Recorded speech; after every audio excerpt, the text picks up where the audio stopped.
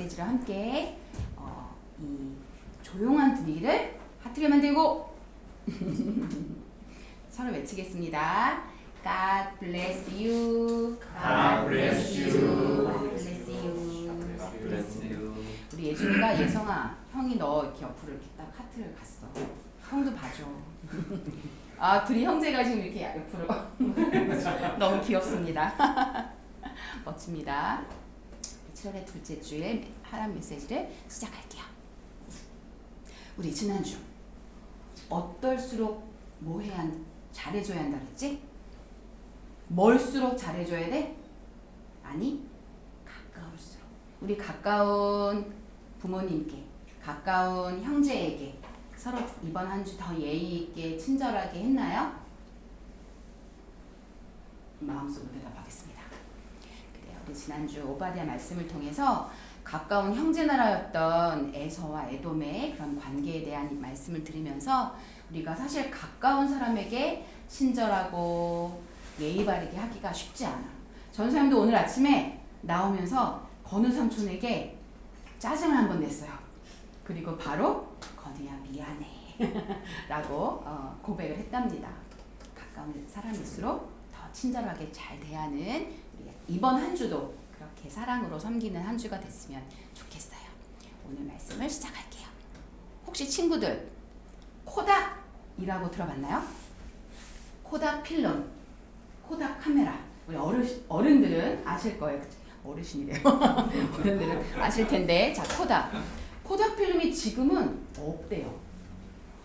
이 코닥 필름이 정말 사진 필름계의 왕이라고 할 만큼 정말 유명했던 화려한 과거를 가지고 있는 그런 기업이었는데, 이 코닥이 왜 사라졌는지를 조금 알아보니까 코닥 필름, 코닥 기업이 잘 승승장구하는 중에 정말 또 우리 알고 있지, 디지털 카메라 알지? 디지털 카메라를 거의 최초로 만든 그런 기업이라고 해요. 근데 그걸 만들고 나서 예전에 화려한 명성 속에 있던 그 제품과 디지털 카메라의 그 제품 사이에서 코닥 기업이 교만한 마음을 품고 고집으로 이거를 잘 하지 못해서 결국엔 디지털 카메라도 망하게 되고 결국 코닥 기업이 역사 속으로 사라지는 그런 불운의 기업이라는 이야기를 알게 됐어요. 이 어제의 지혜가 내일의 발목을 잡을 수 있어. 코닥 기업이 가지고 있던 교만하고 오만했던, 우리가 최고지, 이 사진계에서, 이 필름계에서 우리가 최고지라고 했던 그 오만했던 마음이 결국 그들이 망하게 되는 지름길로 가게 된 것처럼, 혹시 우리 마음속에, 아니 고백해, 전도사님 마음속에 교만과 고집의 마음이 내 안에 있음을 나는 매일매일 고백해. 그런 우리가 아무리 지혜롭고 아무리 우리가 많은 것을 가졌다 하더라도 그 갖고 있는 지혜를 겸손히 사용하지 않는다면 교만과 고집으로 인해서 내일의 발목이 잡히는 그런 망하는 길로 갈 수 있는 그런 우리 인생이라는 생각을 하게 됐어. 그런데 그렇게 자신들에게 있던 지혜, 국방력, 어떤 신뢰 이런 것들을 교만하게 갖고 있던, 교만한 마음으로 행했던 2800년 전에 있었던 이 족속, 바로 그 족속은 따라해볼까? 에돔 족속. 에돔 족속은 야곱과 에서의 자손이야. 그러면 야곱의 자손은 누구라고 했지?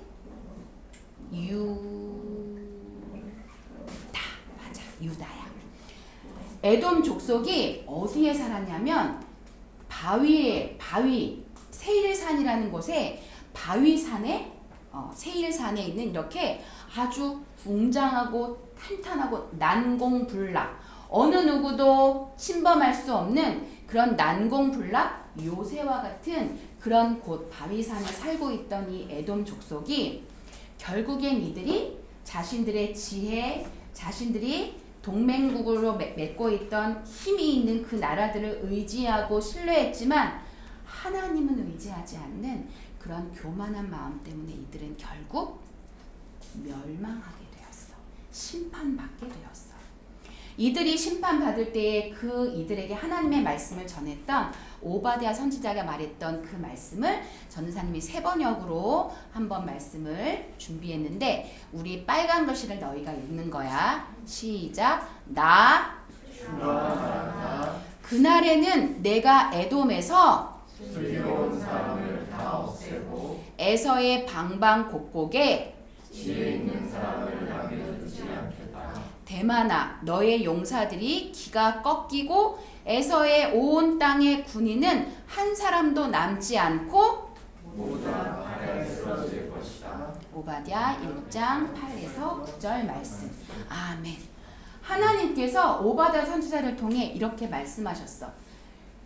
에돔 족속이 갖고 있던 지혜와 지식, 그들이 난공불락이라고 했던 그 바위, 엄청난 튼튼한 그 요새와 같은 그곳에 있지만 그들의 힘이 있는 군사력과 용사들이 모두 다 죽게 될 거고 쓰러지게 될 거고 지혜 있는 사람 역시 남겨두지 않을 거야.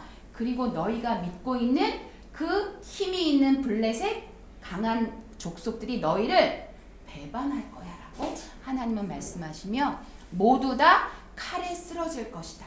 죽게 될 것이다 라고 심판받게 될 것이다 라고 하나님은 오바댜 선지자를 통해 말씀하셨어. 우리 이 말씀을 통해 너에게 보여주고 싶은 바로 이게 이제 지금의 요르단에 있는 페트라 엄청난 이 성전이라고 하나요? 성전인데 이런 것들이 지어질 만큼 이들의 어떤 이런 기술, 이런 노동력, 군사력 이런 것들이 지혜 엄청난 에돔 족속이었지만 이들은 결국 이것을 지키지 못하고 하나님을 의지하지 않은 결과로 이들은 심판받고 멸망받게 되었어. 오늘 말씀의 메시지를 뒤에 가면 또 하나의 메시지가 나오는데 이 메시지 우리 기억해보자. 전사님이 빨간 걸 읽을게. 같이 읽자. 시작. 어제의 지혜가 내일의 발목을 잡을 수 있어. 어제의 지혜가, 어제의 지식이, 어제의 군사력이, 어제의 성공이 내일의 발목을 잡을 수 있어. 그러면 진짜 지혜, 진짜 힘은 어디에서 우리는 얻을 수 있을까? 바로 골로새서 말씀에 나와 있어. 그 해답이 따라해보자. 그 안에는 지혜와 지식의 모든 보화가 감추어져 있느니라. 골로새서 2장 3절 말씀. 여기서 그 안에는 어떤 의미일까? 그 안에는 바로 예수님이야. 예수 그리스도. 십자가에 우리를 위해 죽으시고 부활하신 예수님의 그 능력과 소망이 우리에게 참된 지혜와 지식이 된다고 말씀하고 있어. 예수님은 세상의 모든 영혼들을 구원하시기 위해 이 땅에 오셨고 예수님은 가난하고 연약한 자들에게 손을 내미시고 그리고 우리에게 구원을 베푸셨지.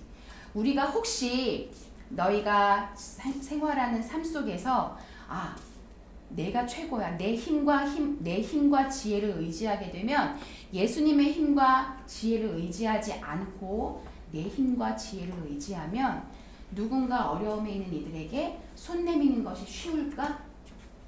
아니, 어려워. 누군가를 돕는 것, 누군가에게 소망을 주는 것, 누군가에게 힘이 되어주는 것은 내 힘과 지혜로는 될 수 없는 일이라고 우리는 알아야 돼. 바로 예수님의 십자가와 부활의 그 소망이 우리에게 참된 지혜와 지식을 주시는데 그런 우리가 그 예수님을 믿는 우리가 예준이 고백해 볼까? 시작. 나는 하나님의 자녀. 예성이 고백해 볼까? 나는 하나님의 자녀입니다라고 고백하는 예준이와 예성이의 일상 속에 예수 그리스도의 힘과 지혜가 성경 속에서 하나님의 뜻을 발견하고 그리고 그 예수님께 우리 삶을 내어 맡기는 기도를 드릴 때 우리의 지혜와 지식이 아닌 예수님의 지혜와 힘으로 승리할 수 있다는 것을 말씀하고 있어. 그러면서 우리에게 주시는 우리가 기억해야 될 메시지는 따라해보자. 예수님이 우리의 지혜와 힘이셔. 예수님이 우리의 지혜와 힘이셔라는 사실을 우리가 잊지 않고 매일매일을 살기를 바래. 그런데 그 예수님이 우리의 힘과 지혜가 되신다는 걸 알매도 혹시 우리의 일상 속에 학교에서, 학원에서, 가정에서 우리의 친구들과 함께 지내는 일상 속에 내 힘으로 할 수 있어. 성적, 내가 열심히 공부하면 좋은 성적 받을 수 있지. 네. 열심히 공부하면 성적 잘 받을 수 있지.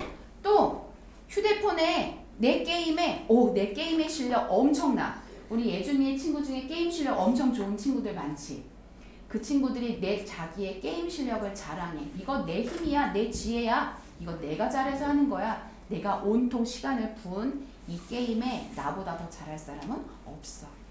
또 부모님께 인정받고 친구들에게 인기 있는 것 너무 중요하지만 그것이 만약에 내 힘이고 내 지혜라고 생각하는 그런 교만한 마음이 우리 안에 없는지, 친구들 사이에서 인기 있는 것, 학교에서 인정받는 것, 부모님께 자랑이 되고 인정받는 것 너무 중요하지만 그것이 만약에 내 마음의 전부를 차지한다면, 휴대폰과 스마트 게임이 내 인생에 막 중요하게 차지한다면, 또 성적이, 공부가 이것이 정말 중요해, 이것이 내 힘과 내 지혜라고 그런 교만한 마음이 우리 안에 있다면 바로 어제의 지혜, 고집, 교만이 내일의 발목을 잡을 수 있는 거라는 걸 우리 잊지 않았으면 좋겠어.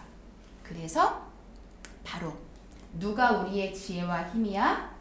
따라해보자. 예수님이 우리의 지혜와 힘이셔. 자, 예준이 얘기할 거야. 예준아, 너의 힘과 지혜는 누구이시니? 예성아, 너의 힘과 지혜는 누구이시니? 예준이와 예성이, 하율이와 효진이의 힘과 지혜가 되시는 분은 바로 예수님이라는 사실을 잊지 않고 교만한 마음을 내려놓고 내 고집을 내려놓고 하나님을 온전히 따르고 믿는 이번 한 주가 우리의 평생이 되기를 축복합니다. 우리 이 기도문으로 기도할게요. 조금 긴 것 같지만 기도문 속에 오늘 말씀의 모든 뜻이 다 들어있어요. 우리 함께 큰 소리로 전사님이 까만 위에 기도문 두 줄을 읽고 아래 읽겠습니다.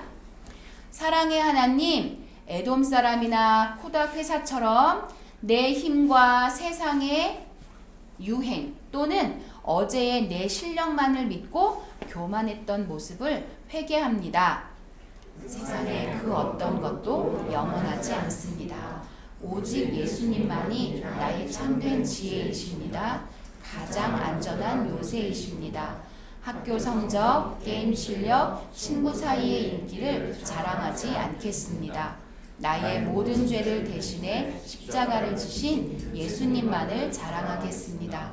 가장 완전한 지혜이신 예수님께 기도하고 말씀대로 순종하는 습관을 기르게 도와주세요.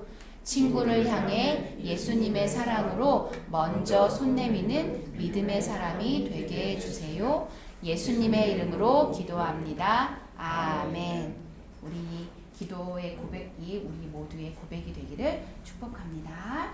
우리 누쿠하우스로 내려갈게요. 예수님은 나의 왕, 예수님은 나의 왕, 살아계신 하나님 아들 내 마음에 오셔요. 어서서 오세요. 예수님, 살아계신 예수님 오세요. 여기 내 마음에 함께 계세요. 나의 왕.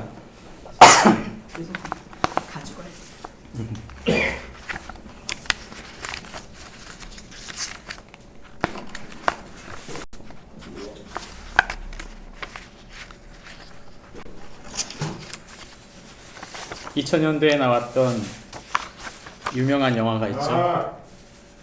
예. 그 영화의 이름이 타이타닉입니다. 타이탄이라고 하는 뜻은 거인이라는 뜻이죠. 그리고 웅장한, 거대한 이런 뜻을 갖고 있는데 타이타닉호가 갖고 있는 이 뜻만이 아니라 당시에 선사가 가지고 있었던 이들이 광고했던 홍보에 타이타닉호를 뭐라고 불렀는가? 불침선이라고 불렀습니다. 불침선. 다시 말하면 절대 가라앉지 않는데, 그게 이들이 당시에 타이타닉호를 만들고 붙였던 이름입니다. 생각해보면 우린 잘 알고 있지만 얼마나 당시에 사람들이 그 배를 타고 싶어 했는지. 안타까운 것은 이 배가 침몰했다는 것이죠. 사실 영화를 보신 분이나 역사적인 이야기를 다 아시는 분들은 이 배가 가라앉을 배가 아니죠. 그러나 너무 오버를 했어요. 뿐만 아니라 이 배가 전속력으로 달릴 뿐만 아니라 빙산이 있는 걸 뒤늦게 발견해서 충돌함으로 결국 침몰하게 되죠. 이 배가 가라앉지 않을 배인데 가라앉은 이유를 한 단어로 쪼린다면 교만 때문입니다. 더 좋은 속력을 내기 위해, 더 좋은 결과물을 가져오기 위해 그랬다가 결국 그렇게 됐는데 2800년 전에도 똑같았습니다. 에돔이라고 하는 나라는 말 그대로 아예 나라 전체가 철옹성처럼 요새화되어져 있는 나라입니다. 그러니까 주변 국가가 쳐들어갈래야 쳐들어갈 수가 없는 나라였던 거죠. 그냥 안전하면 됐다, 그게 아니고 문제는 이 나라 안에 있던 사람들은 처음엔 참 안전해서 좋다 이렇게 생각했겠지만 시간이 지나면 지날수록 마음에 교만이 생긴 것입니다. 그래서 이 요새를 의지해서 이들은 누구도 우리를 이길 수 없다는 교만을 가지고 있었던 것이죠. 사실 그들이 멸망한 이유는 교만 때문입니다. 목사님, 저는 그렇게 교만하지 않습니다. 저는 그렇게까지 크게 성공하지도 않았을 뿐더러 저는 그렇게 내 삶에 교만할 게 없습니다. 그렇게 생각하실 수 있지만 그렇지 않습니다. 사람은요, 성공하면 어깨가 올라가고요, 실패하면 자책합니다. 여러분, 그건 동의예요. 교만과 자책은 동의어입니다. 예수님 믿는 사람은 성공해도 교만하지 않아요. 왜냐? 하나님이 주셨다고 믿기 때문이에요. 이 직장을 들어가게 만드신 분도 하나님이시고, 내가 좋은 성과를 내고 있다면 그것을 성과를 내게 만드신 분도 하나님이시다, 그렇게 믿는 거죠. 반면 일이 잘 안 돼요. 일이 꼬이고 문제가 생기고 뭔가 계획했던 것이 다 어그러졌어요. 그래도 자책하지 않습니다. 왜요? 하나님이 뭔가 계획을 갖고 계시다. 하나님은 이 상황 속에서 일하고 계신다고 믿고 가는 것이죠. 우리는 과연 어떻습니까? 성공할 때 오만하고 실패할 때 자책하지 않습니까? 하나님은 우리에게 아주 중요한 교만으로 말미암아 멸망한 이 에돔을 통해 우리에게 메시지를 주고 있습니다. 교만해서 어떻게 망하는지, 무엇 때문에 망하는 건지, 교만하다는 게 결국 무엇을 통해 망하는 것인지를 알려줄 뿐더러 이 교만으로 망한 에돔을 통해 우리가 정말 붙잡아야 될 우리의 신앙의 본질이 무엇인지를 알려주는 것이 바로 에돔 나라입니다. 그것을 알려주는 본문이 바로 오바댜서 1장 4절부터 9절 말씀입니다. 나눠서 읽습니다. 내가 독수리처럼 높이 오르며 별 사이에 기들지라도 내가 거기에서 너를 끌어내리라. 여호와의 말씀이니라. 혹시 도둑이 내게 이르렀으며 강호가 밤중에 내게 이르렀을지라도 만족할 만큼 훔치면 그치지 아니하겠느냐. 혹시 또 놀라운 자가 내게 이르렀을지라도 그것을 얼마쯤 남기지 아니하겠느냐. 내가 어찌 그리 많아였는고. 에서가 어찌 그리 수탈되었으며 그 감춘 보물이 어찌 그리 빼앗겼는고. 너와 약조한 모든 자들이 다 너를 쫓아 변경에 예배하며 너와 방목하던 자들이 너를 속여 이기며 내 먹을 것을 먹는 자들이 내 아래에 함정을 파니 내 마음에 지각이 없으니로다. 여호와의 말씀이니라. 그날에 내가 에돔에서 지혜 있는 자를 멸하며 에서의 산에서 지각 있는 자를 멸하지 아니하겠느냐. 그러나 내 용사들이 놀랄 것이라. 이로 말미암아 에서의 산에 있는 사람은 다 죽임을 당하여 멸절되리라. 아멘. 우리가 읽은 성경 말씀을 한마디로 조리면 이렇게 말할 수 있습니다. 같이 읽어볼까요? 시작. 하나님은 교만한 자에게 철저한 심판을 주신다. 하나님은 교만한 자에게 철저한 심판을 주신다. 에돔이 말하고 있는 게 바로 그 내용입니다. 그 바위산, 그 세일산을 의지했던 이 에돔은 결국 그들이 의지했던 그 요새에서 멸망하게 됩니다. 오바댜서가 주고 있는 메시지의 이 첫 부분 속에서 심판의 예고를 하고 있는 이유는 그들의 교만 때문이죠. 그 교만이 결국 하나님의 주인 되심, 주권을 인정하지 않았기 때문에 이 심판을 당하게 된다 이야기하고 있는 것입니다. 그래서 앞부분에 나오는 이 이야기가 전체를 아우르는 가장 핵심적인 이야기라고 할 수 있겠습니다. 오바댜서의 이야기 속에서 우리는 지난주도 이야기했지만 하나님은 이 에돔이 가장 가깝고 친하면 좋을 나라, 유다의 형제 국가잖아요. 근데 죽도록 싸운 겁니다. 죽도록 싸우고, 유다는 그래도 하나님을 믿기 때문에 뭔가 용서하고 뭔가 베풀려고 했는데 유다가 뭔가 공격당하고 어려움을 당하면 기회다. 그래서 같이 공격하고, 그리고 사람들이 다 뺏어가고 다 갖고 나간 다음에 또 들어가서 공격하고, 이게 에돔이었다는 거죠. 그러니 에돔이 얼마나 이 유다 국가에게 가시였겠어요. 넘어졌는데 그 넘어진 사람을 빼앗아가는 사람, 바로 그것이 에돔이었던 거죠. 오늘 그 교만한 에돔에 대해 하나님의 심판이 임한다고 하는데 세 가지로 말합니다. 5절부터 6절, 7절, 8절부터 9절인데 가장 소중한 것을 잃어버리게 될 거다. 교만한 사람. 교만한 사람은 가장 가까운 자에게 배신을 당할 거다. 교만한 사람은 자기 힘과 의지가 무력화될 거다. 이게 우리가 읽은 성경 본문의 핵심입니다. 우리는 이렇게 생각할 수 있어요. 저하고는 크게 상관이 없을 것 같은데요? 라고 여러분 생각하신다면 저는 묻고 싶어요. 여러분의 가장 중요한 건 뭡니까? 여러분의 가장 가까운 사람은 누굽니까? 여러분에게 힘과 지혜는 어디서 옵니까? 이 질문에 답을 못한다면 우린 사실 이 레슨을 제대로 소화하지 못한 것입니다. 나는 교만하지 않다. 아니요. 우린 지금 하나님 없음을 인해 이미 교만하고 있는 것입니다. 교만하고 있기 때문에 나는 성공해도 그렇게 교만하지 않을 거야. 아니요. 성공할 그 사람 반드시 교만해져요. 하나님이 없는 자리는 그냥 비어있는 곳이 아니에요. 거기엔 반드시 하나님 없음으로 말미암아 주저앉는 함물 웅덩이와 같습니다. 함물 웅덩이와 같아요. 그러므로 우리에게 가장 소중한 것이 무엇인지를, 그리고 가까운 사람이 누구인지를, 그리고 가장 가까운 나의 지혜와 힘이 무엇인지를 생각해 봐야 되는 것이죠. 성경은 우리에게 첫 번째로 가장 소중한 것을 잃게 된다고 말하는데, 이들이 여러분 요새를 지어놓고 철옹성이에요. 자신들이 유다에서 뺏어오고 다른 나라에서 뺏어오고 많이 뺏어왔겠죠. 어떻게 했을까요?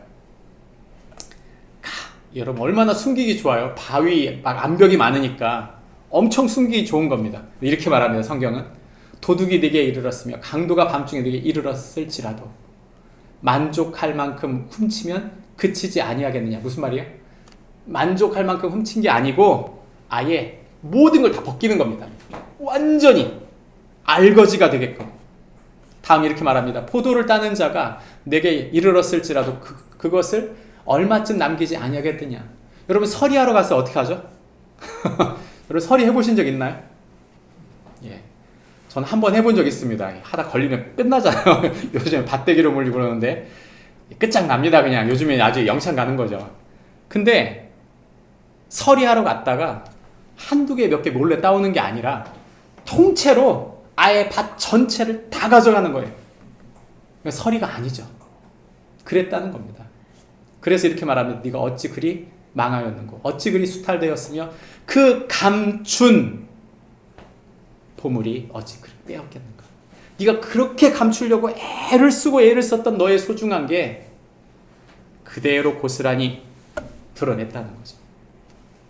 오바댜서에 나오는 이야기 속에는 에돔이 가장 소중하게 여겼던 걸 빼앗아 버렸다는 것입니다. 여러분은 소중한 게 뭐세요? 저는요, 저의 소중한 건 어찌 보면 물질이라기보다는 어떤 사람이라기보다는 어찌 보면 저에게는 목회일 수 있습니다. 근데 여러분, 주님은 그렇게 말하는 것이죠. 그것까지도 하나님의 손에 있다는 것입니다. 마귀는요, 우리에게 뺏을 게 많죠.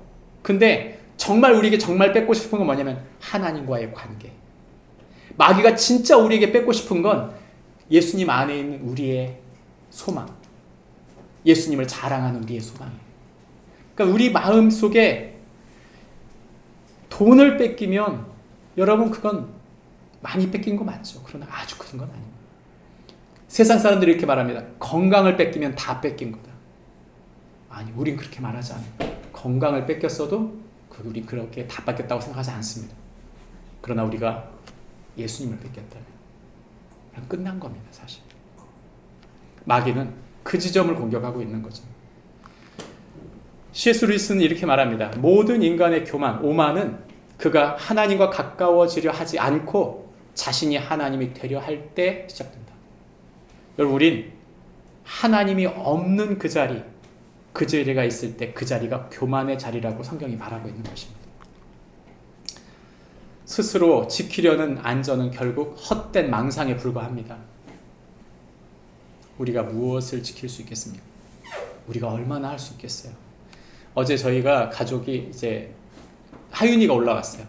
그래서 저희 가족 전체가 가족회의를 했습니다. 몇 개월 만인지 모르겠어요.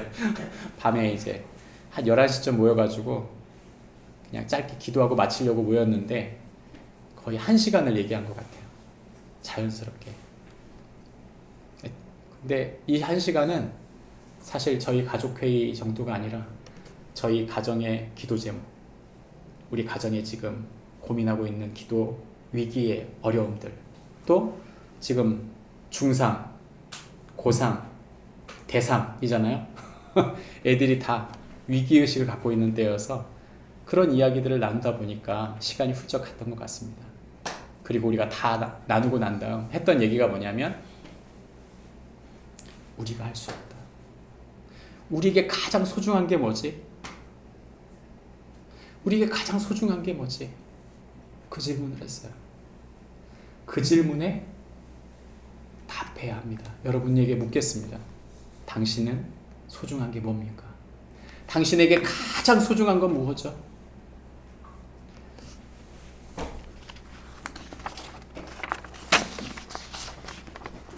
나는 내가 소중하게 여기는 것보다 예수님과 그 은혜를 사랑하는가? 이 질문에 답해야 됩니다. 우리가 잘 알고 있듯이 예수님께서 비유하셨던 마태복음 13장의 비유죠. 이 열심히 밭일을 하고 있던 농부가 갑자기 어느 날 보물을 발견한 것입니다. 보물이 누구 거예요? 내게 아니죠. 여러분, 이건 그냥 갖고 가면 어떻게 돼요? 그건 그 사람은 법적으로 자기 소유의 땅에서 가져온 게 아니기 때문에 법적 근거가 없어요. 다른 이 원래 원 땅 주인이 그 땅에서 캐낸 거니까 우리 선조들이 한 거다라고 말하면 그거 그냥 뺏기는 거예요. 그러니까 이 사람이 어떻게 합니까? 발견했던 보물을 다시 덮죠. 집에 가서 어떻게 합니까? 다 파는 거예요. 집 팔고 땅 팔고 모든 거 팔았어요. 심지어 성경에 보면 아내와 자녀와 자기 자신까지 팔았다고 했어요. 무슨 말이죠? 그 보물의 가치가 내가 가지고 있던 모든 가치보다 소중했기 때문에 이 가치는 모든 걸 다 만회할 수 있다. 그걸 알았기 때문에 그 밭을 사기 위해 한 것입니다. 그 보물의 가치 때문이에요. 여러분, 우리가 교회 다닐 때 잊지 마세요. 우리가 캐내고자 하는 보물은 교회가 아니에요. 신앙생활이 아닙니다. 내 직분이 아니에요. 예수 그리스도를 캐내지 못한다면 우리는 아무것도 만회할 수 없어요. 여러분, 한국교회가 힘들고 어려워지고 있는 이유는 예수님을 파내지 않고 예수님이 보호하고 예수님이 모든 것이라고 믿고 진짜 거기에 모든 걸 하지 않은 거예요. 사실은 그 본질로 가지 않은 거죠. 어느덧 교회 지키느라, 건물 지키느라, 직분 지키느라, 행사 지키느라 열심히 일하는데 본질적인 예수 그리스도를 놓쳤기 때문에 다 흔들리게 된 것입니다. 여러분, 우리가 가장 소중히 여기는 건 무엇입니까? 여러분, 성경은 예수 그리스도를 우리의 보화라고 말합니다. 골로새서 2장 3절에 그리스도 안에서 지혜와 지식의 모든 보화가 감춰져 있다. 예수 안에 모든 게 있다는 것입니다. 예수님을 붙잡으면 모든 것이 가능하지만 예수님을 잃으면 모두 잃은 거다. 이게 성경이 하는 말이에요. 여러분에게 묻고 싶어요. 당신에게 가장 소중한 분은 예수님이십니까? 그 질문에 답하는 것입니다. 여러분이 갱년기가 되면 이렇게 돌아보잖아요. 삶을 돌아봐요. 제가 프로필에 이렇게 사진들을 올리면 좋아요를 눌러주시는 분들이 감사하긴 한데 사실은 그거 누르라고 올리는 게 아니고요. 오늘 나에게 주신 소중한 사람들, 예수님이 나에게 주신 소중한 사람들을 기억하기 위해서입니다. 내 마음속에 예수님이 가장 소중한 분이 아니라면 여러분이 잘못 살고 있는 거예요. 성경은 우리에게 말합니다. 가장 소중한 것을 교만할 때 잊는다. 우리가 예수님께 마음을 두고 겸손히 그분 앞에 서면 우리의 모든 것을 예수님께서 복구하실 줄 믿습니다. 성경 우리에게 두 번째 말합니다. 가장 가까운 자에게 배신당한다. 교만한 사람들은 가장 가까운 자에게 배신당한다. 오바댜서 7절은 이렇게 말합니다. 약조한 모든 이들이 너를 쫓아 변경할 거다. 너와 화목하던 자들이 너를 속일 거다. 너와 함께 먹던 이들이 너를 함정에 빠뜨릴 거다. 여러분, 배신이라고 하는 게 얼마나 악한 것입니까? 에돔이 그렇게 강국일 때는 나라들이 다들 박수 쳐줬죠. 에돔이 위험해지니까 어떻게 돼요? 모든 나라들이 에돔을 뜯어먹기 위해 달라든 것입니다. 이 거짓과 배신은 어디서 시작됐을까요? 그건 바로 에돔에서 시작한 거예요. 희한하죠? 배신한 사람은요, 배신을 당합니다. 배신한 사람은 배신을 당해요. 성경은 우리에게 그 얘기를 하는 것입니다. 에돔이 배신과 거짓의 그 씨앗을 뿌렸기 때문에 그 뿌리가 자라서 그 주변이 다 황폐화된 거예요. 내가 만약 진실하게, 만약 내가 그와 의리를 지키며 살았다면 어떻게 될까요? 다른 나라들이 내가 힘들 때 의리를 지키겠죠. 근데 거짓과 배신으로 점철된 교만한 에돔이 힘들어지고 어려워지니까 모든 나라들이 다 공격한 것입니다. 그게 문화입니다. 그 사람의 문화, 내가 가진 성품 속에 있는 내 문화, 내가 거짓말하는 거 쉽게 생각하고 내가 누군가를 배신하고 관계를 쉽게 생각한다면 모든 것 무너지는 게 한순간이에요. 그게. 근데 의리를 지키고 이게 힘들고 어려워도 진실을 지키려고 애를 쓰고 관계를 지키려고 애를 쓰면 내가 어려워져도 그가 우리를 세우게 돼 있다는 것이죠. 그게 바로 에돔에 보여주고 있는 성경의 말씀입니다. 그들은 하나님께 돌아서야 했습니다. 사실 에돔은 하나님의 지식에 가장 가까웠던 사람들이죠. 자기 조상들이 에서였기 때문에 이스라엘 남유다가 바로 옆에 접경국이기 때문에 하나님이 어떤 분인지 그들은 많이 보고 알았어요. 그럼에도 불구하고 이들은 하나님을 향해 마음을 돌이키지 않은 것입니다. 우리의 평안의 근거. 여러분에게 가장 가까운 사람은 누구세요?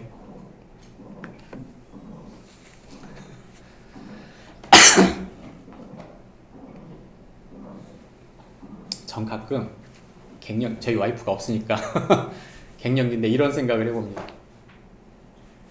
내가 아내 없이 살 수 있을까? 진짜 죄송합니다. 눈앞이 이렇게 까마득해져요. 그냥 아무것도 보이지 않는다 이런 생각이 듭니다. 근데 여러분 기억해야 돼요. 우린 사람 의지하며 사는 게 아닙니다. 가장 가까운 사람이라 할지라도 여러분 때로는 내려놔야 돼요.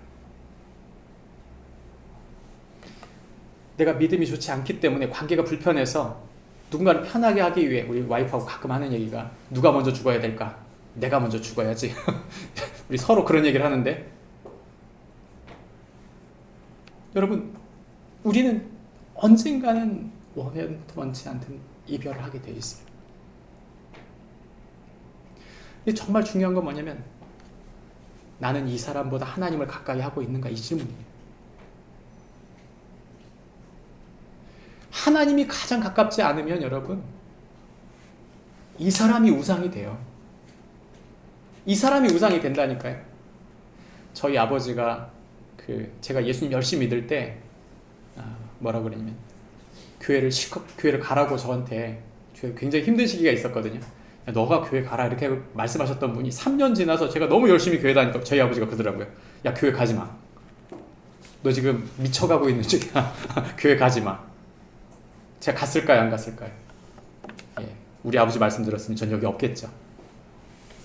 우리 아버지 말씀보다 하나님이 더 가까워진 거예요. 그분을 깨달은 거죠.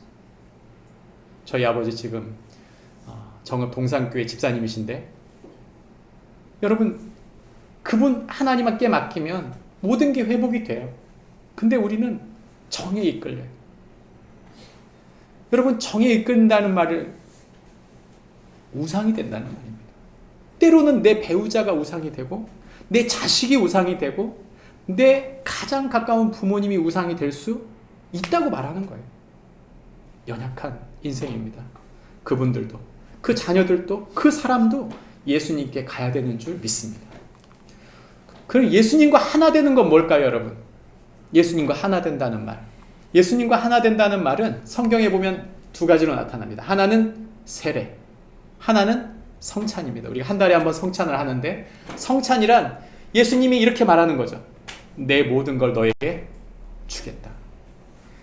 예수님의 살은 우리의 부활체, 몸에 영원하게 썩어지지 않을 부활체, 새로운 전혀 우리가 인지하지 못하는 전혀 새로운 몸, 영원히 썩지 않고 영원한 그 완전한 몸을 예수님이 주시기 위해 당신의 그 몸을 우리에게 주셨습니다. 그 피는 영원한 생명의 피입니다. 하나님의 피죠. 인간의 피, 죽어질 피가 아니라 시간이 지나면 생명력을 잃어버리는 피가 아니라 영원한 하나님의 피예요. 그 피를 우리에게 주시겠다고 하는 것입니다. 그래서 예수님은 자기 모든 걸 건 거예요. 하나님 나라에 드릴 여러 사람들 중에 많은 것들 중에 그저 어쩌다 하나씩 뽑아낸 게 아니고 자신의 모든 걸 올인해서 당신에게 내어준 것입니다. 그게 바로 예수님의 살과 피예요. 우리가 받아든 그 조그만한 떡과 조그만한 잔이 우리에게 말합니다. 이것이 예수님의 모든 것이다. 그 말은 뭡니까? 나는 너하고 가장 가깝고 싶다. 그 말이에요. 세례가 뭡니까? 세례는 수장이죠. 베프티즘은 여러분 침례잖아요. 물에 들어가서 꼬르륵 하는 겁니다. 그러니까 이게 침례할 때 여러분 그 사람들이 다 들어갔다 되게 화려하게 나오잖아요. 원래 원어는 뭐냐면 들어가서 물 마시는 거예요. 들어가서 여러분 이게 수영하다가 물 마시잖아요. 그때 막 그 긴장감, 코로 막 입으로 막 물이 들어왔을 때 폐에 물이 찰 때 그 느낌, 그 두려움, 그걸 직감하게 만들어야 돼요. 그게 원래 그게 정상이에요. 왜냐? 내가 죽었다는 걸 말하기 위해서. 너무나 많은 그리스도인들이 세례를 오해해요. 우리 장로교 머리를 뿌리잖아요. 안 죽어요. 여러분 머리에 물 뿌려갖고 죽는 사람 있어요? 안 죽어. 그러니까 세례를 다 화려하게 생각해. 전혀 그렇지 않아요. 세례는 내가 죽는 거예요. 죽는 사건입니다. 내가 죽어서 내 자아, 내 고집, 내 교만, 나의 죄, 내 맘대로 살던 나 자신을 망쳤던 그걸 단절시키는 게 그게 세례입니다. 그랬을 때 하나 되는 거예요. 그랬을 때. 죽었을 때 예수님이 나를 살리는 거지, 죽지도 않은 사람을 어떻게 살립니까? 죽지도 않았는데. 내가 죽었다는 사실을 자각하지 못하는 거죠. 많은 그리스도인들이. 여러분, 가깝다는 뜻은, 예수님께 모든 걸 맡겼다는 뜻은 난 그분 앞에 죽었다는 뜻이에요. 왜 이렇게 죄가 안 끊어질까요? 왜 이렇게 그 미운 사람이 내 마음속에서 이렇게 정리가 안 될까요? 왜 내 마음속에 하나님 앞에 기도하고 있는 게 이루어지지 않을 때 막 분노가 일어날까요? 내가 살아있어서. 시퍼렇게 살아있어서. 내가 다 하고 싶은 거예요. 내 마음대로, 내 뜻대로. 누가 망치고 있는 거죠? 내가 나를 망치고 있는 거죠. 여러분, 하나님이 우리에게 가장 가까이 하고 싶어 하는데 우리 가까이 하고 싶지 않아요, 사실은. 큐티 하는데, 말씀을 보는데 딱 5분, 10분 딱 정리 끝나면 안 하고 싶어요. 여러분, 전 제 가방에 항상 큐티집 갖고 다니거든요. 항상 큐티 하는 건 아니에요. 근데 큐티집을 왜 갖고 다닐까요? 머릿속에 있어요. 붙들고 살지 않으면 안 된다.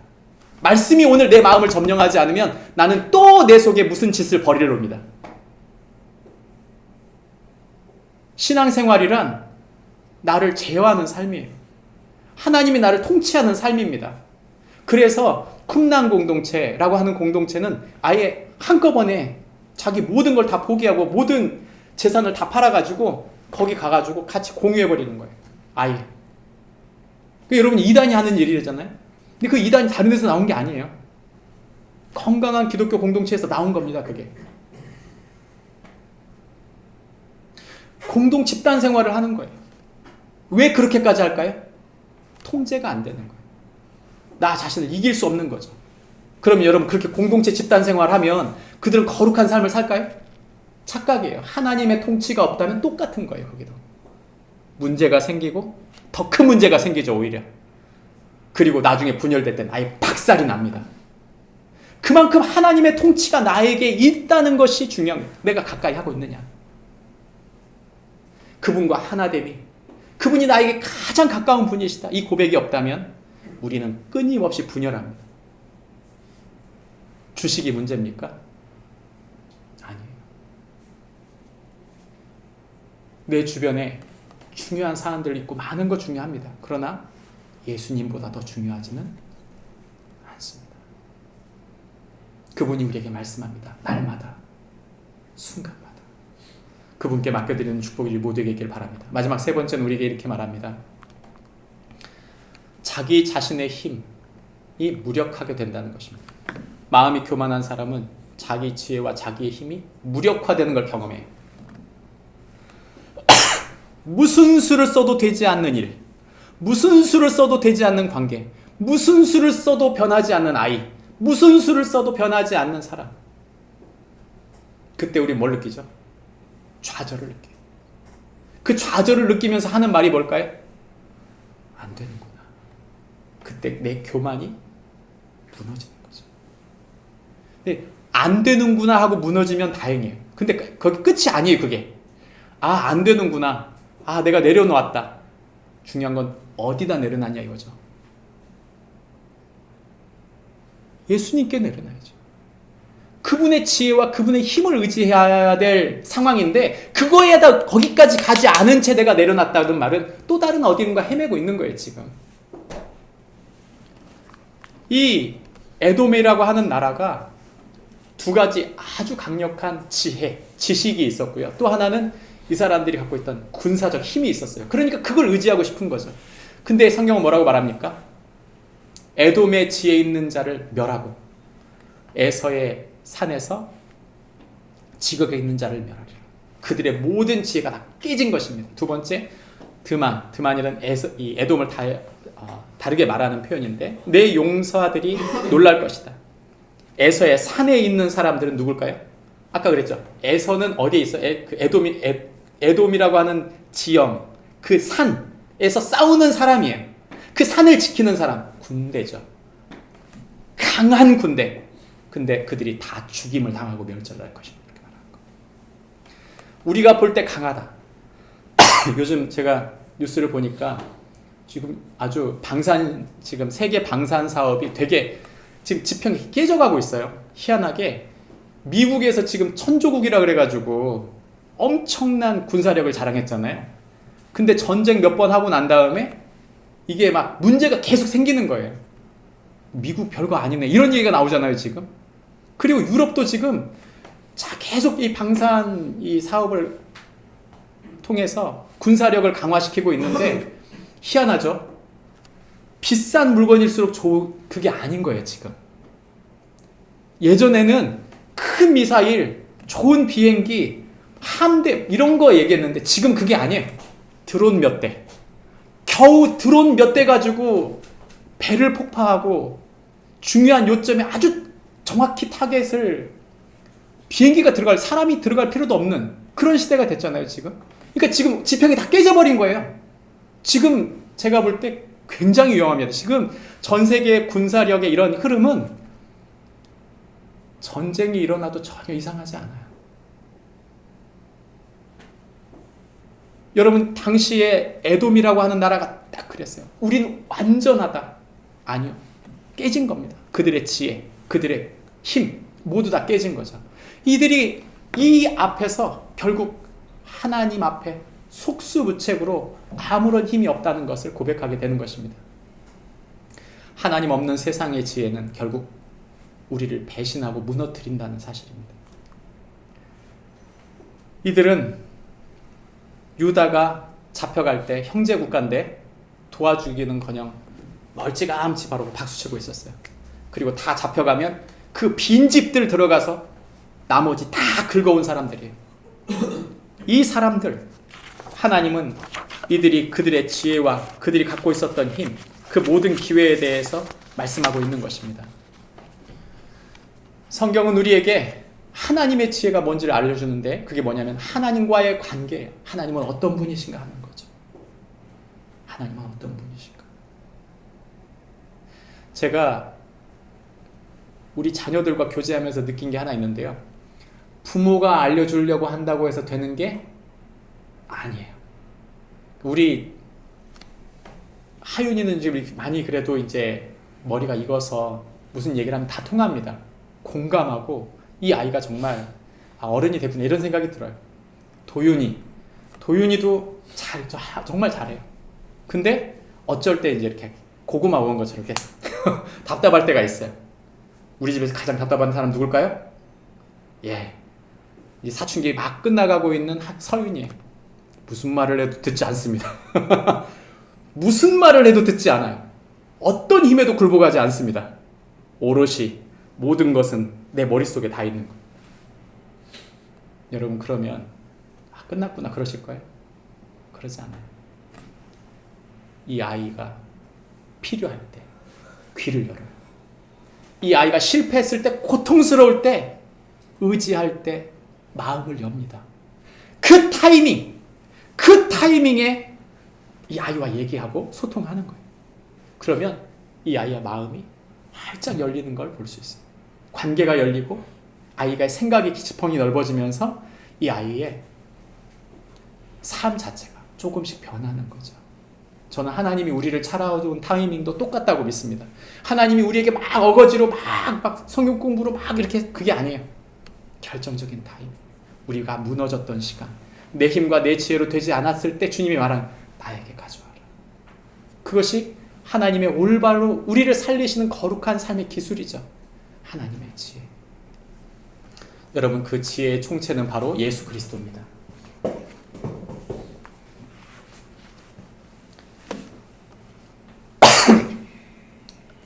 예수님은 우리를 사랑하셨을 뿐만 아니라 예수님은 하늘의 뜻을 우리 속에 이루시는 분이십니다. 하나님이 정말 주고 싶어하는 지혜는요, 바로 예수님입니다. 우리 말씀 같이 읽어볼까요? 시작. 오직 부르심을 받은 자들에게는 유대인이나 헬라인이나 그리스도는 하나님의 능력이요 하나님의 지혜니라. 에돔은 자신들의 지혜, 자신들의 능력을 의지했지만 결국 망했어요. 여러분, 그 에돔 사람들 얘기가 아니라 모든 사람의 이야기입니다. 모든 사람의 이야기. 지금 현대를 살아가는 사람들의 마음속에 내가 돈이 있으면 불안하지 않을까요? 내가 건강한 사람들은 불안하지 않을까요? 내가 권력을 갖고 있으면 불안하지 않을까요? 그렇지 않아요. 그 사람들에게 마음에 참된 지혜와 참된 능력이 그 안에 들어가지 않으면 불안할 수밖에 없고 흔들릴 수밖에 없는 거예요. 여러분, 우리는 약한 사람들입니다. 우리는 어떻습니까? 나는 예수님을 나의 지혜, 나의 능력으로 생각하고 있는가?